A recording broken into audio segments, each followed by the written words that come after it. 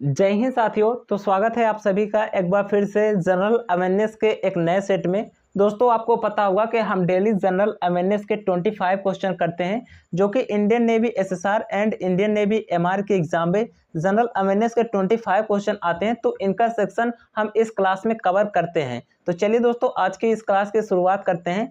उससे पहले अगर आपने चैनल को सब्सक्राइब नहीं किया है तो चैनल को सब्सक्राइब कर दीजिए और दोस्तों इस वीडियो को लाइक जरूर कर दीजिएगा क्योंकि आपके एक लाइक से हमें बहुत ज़्यादा मोटिवेशन मिलती है। तो चलिए दोस्तों आज की इस क्लास की शुरुआत करते हैं। और दोस्तों ये class Indian navy SSR and Indian navy MR के लिए स्पेशली है। दोस्तों दोनों कैंडिडेट इस क्लास को अटेंड कर सकते हैं। तो चलिए आज की इस क्लास की शुरुआत करते हैं। और आज का हमारा जो पहला क्वेश्चन है वो है ओलंपिक ध्वज में कुल कितने रंग होते हैं। तो यहाँ पर देखिए दोस्तों जितने भी एग्जाम ओरिएंटेड क्वेश्चन होंगे हम डेली इस सेट में कर रहे होते हैं। तो आप लोग इस क्लास को डेली अटेंड कीजिएगा। ज़्यादा से ज़्यादा ये क्लास 10 से 15 मिनट की होती है। तो आप डेली इतना टाइम निकाल लेंगे तो कहीं ना कहीं आपको आपके एग्जाम में यहाँ से क्वेश्चन मिल जाएंगे। तो चलिए आज का पहला क्वेश्चन बताएंगे कि ओलंपिक ध्वज में कुल कितने रंग होते हैं। तो यहाँ पर देखिए दोस्तों इसका राइट आंसर हो जाएगा ऑप्शन नंबर सी, अर्थात 6 रंग होते हैं। बाकी दोस्तों यहाँ पर अगर किसी को ये पता होगा तो वो बोलेंगे कि इसमें तो केवल 5 ही रंग होते हैं, आप 6 कहाँ से बता रहे हैं। तो यहाँ पर देखिए दोस्तों ओलंपिक में जो 5 होते हैं वो रिंग होते हैं। तो आप लोग ये कंफ्यूज ना होइएगा, ऐसे क्वेश्चन एग्जाम में दिए जाते हैं। ओलंपिक में रिंग जो होते हैं वो 5 होते हैं। बाकी यहाँ पर एक बैकग्राउंड में कलर होता है वो सफ़ेद होता है। यहाँ पर 6वां कलर मैं आपको बता देता हूँ वो सफ़ेद होता है। तो ये आप लोग कंफ्यूज ना होइएगा क्योंकि यहाँ पर ये पूछा जा रहा है कि इसमें टोटल कितने कलर होते हैं। तो चलिए उसके बाद नेक्स्ट हम बात करते हैं। तो यहाँ पर अगला क्वेश्चन है कि पहला दिल्ली दरबार किसके समय में लगा था। इसका राइट आंसर आपको बताना है। तो यहाँ पर देखिए पहला दिल्ली दरबार लिटन के समय में लगा था। तो ये इसका राइट आंसर हो जाएगा। बाकी दोस्तों किस सन में लगा था ये भी आपको ध्यान देना है। तो ये 1877 ईस्वी में लगा था। तो ये भी आप लोगों को ध्यान देना है। ऐसा भी क्वेश्चन आ सकता है कि पहला दिल्ली दरबार किस सन में लगा था, तो ये आपको ध्यान देना है। उसके बाद नेक्स्ट हम बात करते हैं कि चौरी चौरा कांड कब हुआ था। इसका राइट आंसर आपको बताना है। तो यहाँ पर देखिए दोस्तों चौरी चौरा कांड जो हुआ था वो 4 फरवरी 1922 ईस्वी को हुआ था। तो बी इसका राइट आंसर हो जाएगा। बाकी आपको पता होगा कि 1 अगस्त 1920 को असहयोग आंदोलन स्टार्ट हुआ था। तो ये आप लोगों को ध्यान देना है। 1920 ईस्वी में असहयोग आंदोलन शुरू हुआ था। चलिए उसके बाद नेक्स्ट हम बात करते हैं। इसका राइट आंसर भी हो जाएगा। उसके बाद नेक्स्ट हम बात करते हैं कि विश्व व्यापार संगठन का मुख्यालय कहां पर स्थित है। WTO का मुख्यालय कहां पर स्थित है, इसका राइट आंसर बताना है। तो यहां पर देखिए दोस्तों इसका राइट आंसर हो जाएगा ऑप्शन नंबर ए, अर्थात जिनेवा में स्थित है। बाकी दोस्तों हेग में कौन सा मुख्यालय स्थित है, किसका मुख्यालय स्थित है।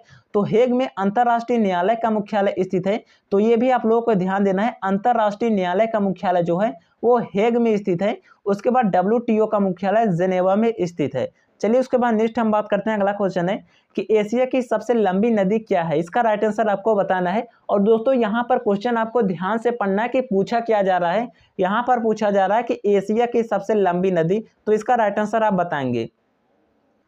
तो दोस्तों इसका राइट आंसर हो जाएगा ऑप्शन नंबर सी, अर्थात यांगसी। यहाँ पर यह पूछा जा रहा है एशिया की लंबी नदी। किंतु दोस्तों बहुत सारे लोग कहेंगे कि सबसे लंबी नदी तो नील नदी होती है। तो यहाँ पर आपको यही बातें ध्यान में रखनी है कि यहाँ पर पूछा जा रहा है एशिया की सबसे लंबी नदी। बाकी दोस्तों नील नदी जो है वो विश्व की सबसे लंबी नदी है। तो ये आपको ध्यान देना है। बाकी गंगा की बात करें तो गंगा जो है वो भारत की सबसे लंबी नदी है। तो ये आपको ध्यान देना है कि एशिया की सबसे लंबी नदी यांगसी, नील नदी विश्व की सबसे लंबी नदी है। उसके बाद गंगा जो है वो भारत की सबसे लंबी नदी है। चलिए उसके बाद नेक्स्ट हम बात करते हैं कि संविधान की प्रस्तावना में कितने प्रकार की समानता की बात की गई है। तो यहाँ पर देखिए दोस्तों अगर आप लोगों ने संविधान की प्रस्तावना पढ़ा होगा, हमारे कॉन्स्टिट्यूशन का प्रस्तावना पढ़ा होगा, तो आपको वहाँ पर 2 वर्ड मिलते होंगे, प्रतिष्ठा एंड अवसर की समानता प्रदान करने के लिए। वहाँ पर प्रस्तावना में ये बातें बोली गई थी। तो यहाँ पर इसका आंसर जो हम लगाएंगे वो ऑप्शन नंबर सी लगाएंगे क्योंकि यहाँ पर प्रस्तावना की बात कर रहे हैं। यहाँ पर प्रस्तावना में 2 समानता की बात की गई है। यहाँ पर पहला है प्रतिष्ठा, यहाँ पर दोनों का नाम मैं लिख देता हूँ। एक हो गया प्रतिष्ठा और एक हो गया अवसर। तो ये 2 वर्ड जो है वो हमारे प्रस्तावना में दिया गया है। तो सी इसका राइट आंसर हो जाएगा। चलिए उसके बाद नेक्स्ट हम बात करते हैं कि भारत में नागरिकता प्राप्त करने की कितनी विधियां हैं। इसका राइट आंसर बताना है कि भारत में नागरिकता कितने प्रकार से प्राप्त किया जा सकता है। तो यहाँ पर देखिए नागरिकता जो है इंडिया में वो 5 प्रकार से प्राप्त किया जा सकता है। तो बी इसका राइट आंसर हो जाएगा। उसके बाद नेक्स्ट हम बात करते हैं कि ब्लैक होल का सिद्धांत किसने दिया था। तो यहाँ पर आपको ऑप्शन को ध्यान से पढ़ना है। यहाँ पर ऑप्शन दिया गया है एस चंद्रशेखर, सी.वी. रमन, एच.जे. भाभा, अरविंद खुराना। बाकी दोस्तों यहाँ पर बहुत सारे लोग कहेंगे कि जो ब्लैक होल है उसका सिद्धांत तो स्टीफन हॉकिंग ने दिया था, उनका तो यहाँ पर ऑप्शन ही नहीं है। तो यहाँ पर दोस्तों आपको ध्यान देना है कि जो मूल सिद्धांत था ब्लैक होल का वो इंडियन ने दिया था, वो कौन थे? एस जयशंकर थे। तो ये इसका राइट आंसर हो जाएगा। तो ये आप लोगों को कंफ्यूज नहीं होना है। चलिए उसके बाद नेक्स्ट हम बात करते हैं कि किसका मिलान सही नहीं है। यहाँ पर पूछा जा रहा है कि कौन सा सही नहीं है। यहाँ पर ऑप्शन में दिया गया है कि मेसेटा पठार जो है वो स्पेन में स्थित है, ये भी बिल्कुल सही है। उसके बाद पामीर का पठार जो है वो तिब्बत में स्थित है, ये भी बिल्कुल सही है। उसके बाद शान का पठार जो है वो म्यांमार में स्थित है, ये भी बिल्कुल सही है।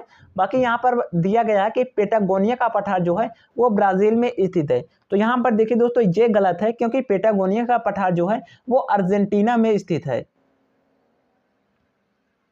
तो ये जो है वो अर्जेंटीना में स्थित है। तो इसमें आप लोग को कंफ्यूज नहीं होना है। तो डी इसका राइट आंसर हो जाएगा, क्योंकि यहाँ पर पूछा है कौन सा मिलान सही नहीं है। चलिए उसके बाद नेक्स्ट हम बात करते हैं कि कपास की खेती के लिए किस प्रकार की मिट्टी होना चाहिए। यहाँ पर पूछा जा रहा है कि कपास की खेती के लिए उपयुक्त मिट्टी कौन सी है। ऑप्शन में आप देख सकते हैं रेगड़, उसके बाद लाउस, खादर मिट्टी, बांगर मिट्टी। तो यहाँ पर इसका राइट आंसर हो जाएगा रेगड़। तो ए इसका राइट आंसर हो जाएगा। बाकी दोस्तों रेगड़ को हम काली मिट्टी भी कहते हैं, तो ये भी आपको ध्यान देना है, ऐसा भी ऑप्शन में दे सकता है। चलिए उसके बाद नेक्स्ट हम बात करते हैं। अगला क्वेश्चन है कि कार्य किस पर निर्भर नहीं करता है। इसका राइट आंसर आपको बताना है। ऑप्शन दिया गया है बल, विस्थापन, बल और विस्थापन दोनों के कोण पर, उसके बाद संवेग। तो यहाँ पर देखिए दोस्तों जो कार्य है आपको पता होगा कि वर्क बराबर जो होता है वो एफ डी कॉस थीटा होता है। यहाँ पर मैं लिख देता हूँ एफ डी कॉस थीटा होता है। यहाँ पर एफ जो होता है वो फोर्स होता है, डी जो होता है वो डिस्प्लेसमेंट होता है अर्थात विस्थापन होता है। बाकी थीटा यहाँ पर दिया हुआ है बल और विस्थापन के बीच का कोण। तो यहाँ पर तीनों यहाँ पर एलिमेंट्स आ गए, बल भी आ गया, विस्थापन भी आ गया, बल और विस्थापन के बीच का कोण भी आ गया। तो इसका राइट आंसर हो जाएगा ऑप्शन नंबर डी अर्थात संवेग, क्योंकि कार्य जो है वो संवेग पर निर्भर नहीं करता। चलिए उसके बाद नेक्स्ट हम बात करते हैं कि 1 जूल बराबर होता है। इसका राइट आंसर आपको बताना है। यहाँ पर देखिए दोस्तों ये जो दिया गया है ये फॉर्मेट, ये 10 टू पावर 11 है। तो इस प्रकार से ये फॉर्मेट है, तो इसमें आपको कंफ्यूज नहीं होना है, ये पावर में लिखा गया है। यहाँ पर देखिए दोस्तों 1 जूल जो होता है वो 10 की पावर 7 अर्ग के बराबर होता है। यहाँ पर सब में आप अर्ग कर लेंगे, सभी ऑप्शन में अर्ग है, 10 टू पावर 7 अर्ग। चलिए उसके बाद नेक्स्ट हम बात करते हैं। यहाँ पर दिया हुआ है कि कंप्यूटर के संदर्भ में लैन का फुल फॉर्म क्या होगा, लैन का तात्पर्य क्या होगा। तो यहाँ पर देखिए दोस्तों कंप्यूटर के संदर्भ में लैन का मतलब होता है लोकल एरिया नेटवर्क। तो ये आपको ध्यान देना है, ए इसका राइट आंसर हो जाएगा। उसके बाद नेक्स्ट हम बात करते हैं हर्षवर्धन द्वारा रचित नाटक है, इसका राइट आंसर आपको बताना है।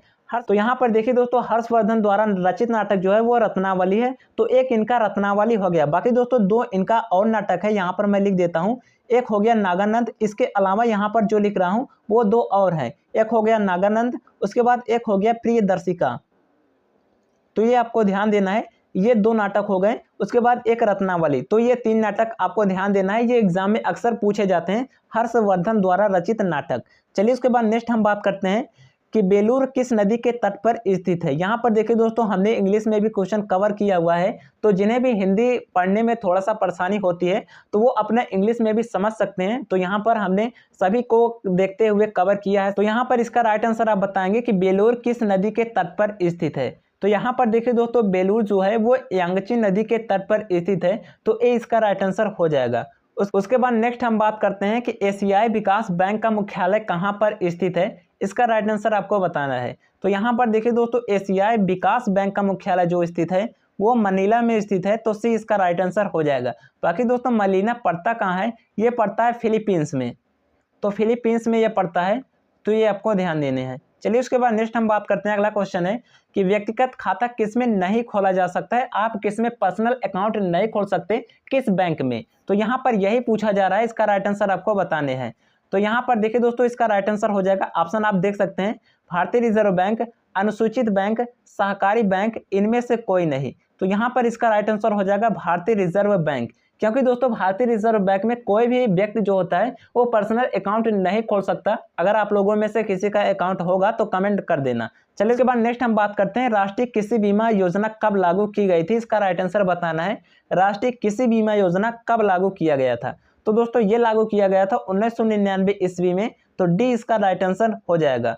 चलिए उसके बाद नेक्स्ट हम बात करते हैं कि केरल में कौन सी भाषा बोली जाती है, इसका राइट आंसर बताना है। ऑप्शन देख सकते हैं, कन्नड़ हो गया, तमिल हो गया, मलयालम हो गया, उसके बाद यहाँ पर नेक्स्ट है तेलुगु। तो इसका राइट आंसर आपको बताने हैं। तो यहाँ पर देखिए दोस्तों, केरल में जो बोली जाती है वो मलयालम भाषा बोली जाती है, तो मलयालम जो है वो केरल में बोली जाती है। बाकी उसके बाद यहाँ पर तेलुगु जो होता है वो यहाँ पर बोला जाता है आंध्र प्रदेश में, तो ये आपको ध्यान देना है। तेलुगु जो होता है वो आंध्र प्रदेश में बोला जाता है, बाकी तमिल जो होता है वो तमिलनाडु में बोला जाता है। चलिए उसके बाद नेक्स्ट हम बात करते हैं कि भारत में राष्ट्रीय लोक दिवस कब मनाया जाता है, लोक सेवा दिवस कब मनाया जाता है, इसका राइट आंसर आपको बताने हैं। तो यहाँ पर देखिए दोस्तों, लोक सेवा दिवस जो मनाया जाता है वो 21 अप्रैल को मनाया जाता है, तो भी इसका राइट आंसर हो जाएगा। चलिए उसके बाद नेक्स्ट हम बात करते हैं। अगला क्वेश्चन है कि हाल ही में कौन से उत्तराखंड के 11वें मुख्यमंत्री बने हैं, इसका राइट आंसर बताना है। 11वें मुख्यमंत्री कौन बने हैं उत्तराखंड के। यहाँ पर ऑप्शन आप देख सकते हैं, हरीश रावत, पुष्कर सिंह धामी, विजय बहुगुणा, एनडी तिवारी। तो इसका राइट आंसर हो जाएगा option number B, Pushkar Singh Dhami, जो कि अभी हाल फिलहाल में बने हैं। यहाँ पर यह हमने करंट का क्वेश्चन लिया हुआ है, तो सभी क्वेश्चन हम कंप्लीट सिलेबस आपको कराने की कोशिश करेंगे, तो आप लोग चैनल पर बने रहिएगा। यहाँ बाकी दोस्तों, उत्तराखंड में टोटल विधानसभा सीट की बात करें तो टोटल 70 सीट हैं, तो ये आपको ध्यान देने हैं। चलिए उसके बाद नेक्स्ट हम बात करते हैं कि तीनों गोलमेज सम्मेलन में किसने भाग लिया था। यहाँ पर पूछा जा रहा है कि तीनों गोलमेज सम्मेलन में किसने भाग लिया था। तो यहाँ पर ऑप्शन हो जाएगा ए ऑप्शन, इसका राइट आंसर हो जाएगा कि डॉक्टर भीमराव अंबेडकर ने तीनों गोलमेज सम्मेलन में भाग लिया था। उसके बाद नेक्स्ट हम बात करते हैं कि खेल दिवस कब मनाया जाता है, इसका राइट आंसर आपको बताने। तो यहाँ पर ऑप्शन दिया हुआ है 2 अक्टूबर, 22 अप्रैल, 29 अगस्त और 26 जुलाई। इसका राइट आंसर बताने हैं। तो यहाँ पर देखिए दोस्तों, खेल दिवस जो मनाया जाता है वो 29 अगस्त को मनाया जाता है, तो इससे इसका राइट आंसर हो जाएगा। बाकी यहाँ पर 22 अप्रैल को जो मनाया जाता है वो पृथ्वी दिवस मनाया जाता है, अर्थ डे मनाया जाता है, तो ये भी आप लोगों को ध्यान देने हैं। चलिए उसके बाद नेक्स्ट हम बात करते हैं। अगला क्वेश्चन है कि भारतीय जीवन बीमा निगम की स्थापना कब हुई थी, इसका राइट आंसर आपको बताने हैं।